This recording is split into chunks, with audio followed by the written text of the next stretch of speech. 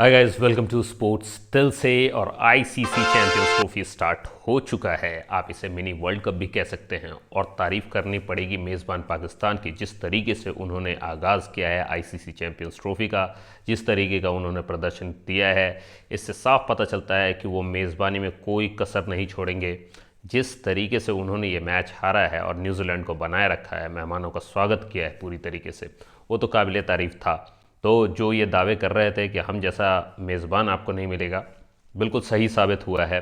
खैर, हम बात करते हैं अपने मैच की। इंडिया वर्सेस बांग्लादेश जो आज मैच था, हमने दुबई में करवा ज़रूर लिया है, लेकिन इसी तरीके के मैचेस वहाँ होने वाले हैं। लो स्कोरिंग मैचेस होंगे, थोड़े से लंबे लग सकते हैं हम सबको, लेकिन जो चीज़ उन्हें छोटा कर देती है वो है ये रिव्यू। इस रिव्यू में मैं आपको बताने वाला हूँ कि मैच कैसा था और क्या क्या हुआ। तो खैर, सबसे पहले सांतो ने टॉस जीत करके डिसाइड किया कि वो बैटिंग करना चाहते हैं। उन्होंने तो बैटिंग को चुना, लेकिन बैटिंग ने उन्हें नहीं चुना। एक टाइम पे हालत ऐसी हो गई थी कि 35 रन पे 5 विकेट गिर चुके थे बांग्लादेश की टीम के। लेकिन तारीफ करनी पड़ेगी तौहीद हृदय की और जेकर अली की कि उन्होंने पारी को वहां से संभाला। 154 रन की पार्टनरशिप की। जहां एक तरफ जेकर अली ने 114 बॉलों में 68 रन बनाए, वहीं 118 बॉलों में 100 रन बनाए तौहीद हृदय ने भी। तो इन दोनों के योगदान की बदौलत बांग्लादेश जैसे तैसे मैच में अपनी वापसी कर पाई। कम से कम उन्होंने कंपटीशन को बनाए रखा और 228 रन के स्कोर तक पहुंच पाए। बॉलिंग में तारीफ करनी पड़ेगी शमी की, जो कि 5 विकेट लेके गए। राणा ने भी 3 विकेट लिए और 2 विकेट लिए अक्षर पटेल ने, जो कि अपने हैट्रिक से बस ज़रा से चूक गया। खैर, उसके बारे में भी बात करेंगे, लेकिन उससे पहले जब इंडिया जवाबी कार्रवाई करने आई तो हमारे 4 विकेट गिरे ज़रूर, लेकिन इस लक्ष्य को हमने प्राप्त कर लिया। हमने 231 बनाए और केएल राहुल ने छक्का मार करके ये मैच जिताया हमें।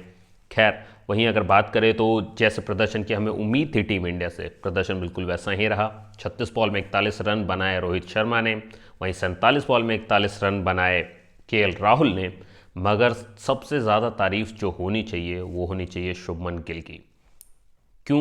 क्योंकि उनकी सेंचुरियन पारी की बदौलत हम ये मैच जीत पाए। एक ऐसा ओपनर जिसने उप कप्तान बनने के बाद जो भरोसा दिलाना चाहिए लोगों को, वो भरोसा दिलाया है और उस तरीके की पारियां खेली हैं जिससे हम उन पर भरोसा कर सके, एक भरोसे बैट्समैन की तरह हम उन्हें देख सके।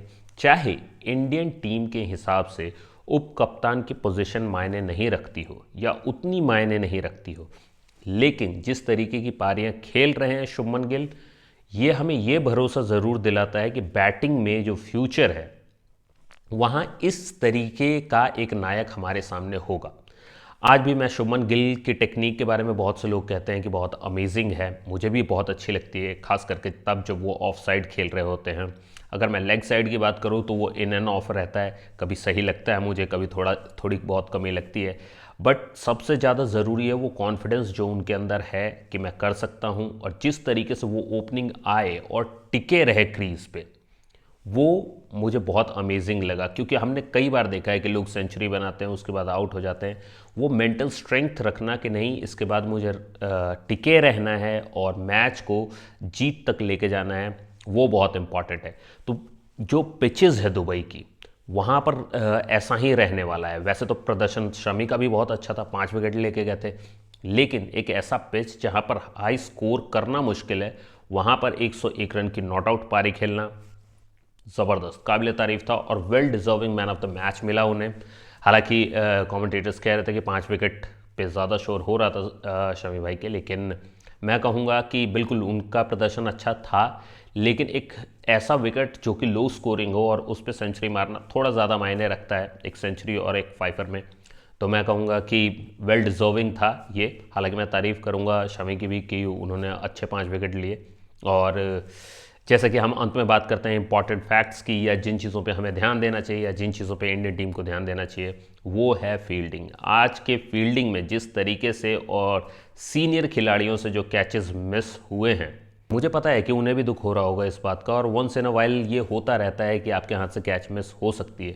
बट यही तो बात होती है ना कि जब हैट्रिक पे होता है बंदा, जैसे कि आज अक्षर के साथ हुआ कि जब हैट्रिक पे होता है, बड़ी ही मुश्किल से वो कैच उठती है या बड़ी ही मुश्किल से वो मौका आता है जहाँ पर आप अपील कर सकते हो। और अगर वो मौका आपके किसी साथी की वजह से चला जाए, हालांकि हम हंसी में टाल देते हैं इस बात को, लेकिन अगर वो आपके साथी की वजह से चला जाए तो बहुत दुख होता है। और दूसरी बात कि एक इंडियन टीम की ये प्रॉब्लम भी है कि जब 5 विकेट गिर गए थे 35 पे, उसके बाद 154 रन की पार्टनरशिप, वो भी ऐसे बैट्समैन के द्वारा जो जिन्हें कि हम एक्सपेक्ट नहीं कर रहे थे कि वो 154 रन तक की पार्टनरशिप कर जाएंगे, वहाँ पर दबाव बनाने में भी सक्षम नहीं थे इंडियन टीम के सीनियर खिलाड़ी या बॉलर्स आप कह सकते हैं। एंड में जाकर के ज़रूर शमी ने भी अपने 5 विकेट कंप्लीट कर लिए, राणा ने 3 कर लिए कंप्लीट। अक्षर तो खैर स्टार्टिंग में ही अपने पहले ही ओवर में 2 विकेट ले गए थे, तभी वो हैट्रिक पे आए थे। तो फील्डिंग और बॉलिंग में थोड़ी बहुत कमी तो है।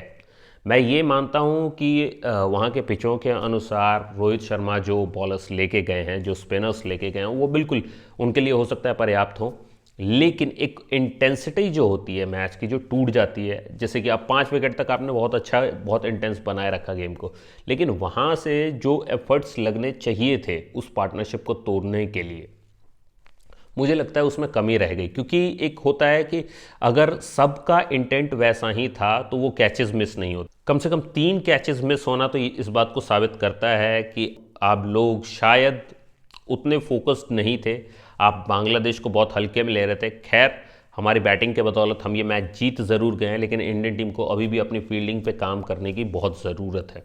अगर आपने इस वीडियो को यहाँ तक देखा है तो लाइक करना तो बनता है, तो लाइक कीजिएगा इस वीडियो को, सब्सक्राइब कर लीजिए मेरे चैनल को अगर आप पहली बार आए हैं इस चैनल पे, और साथ ही कहूँगा कि बेल आइकन दबा दीजिएगा और कमेंट कीजिए कि आपको क्या लगता है, क्या कमी है इंडियन टीम में अभी भी, या आपको लगता है कि इंडियन टीम जो टीम यहाँ से गई है वो परफेक्ट है।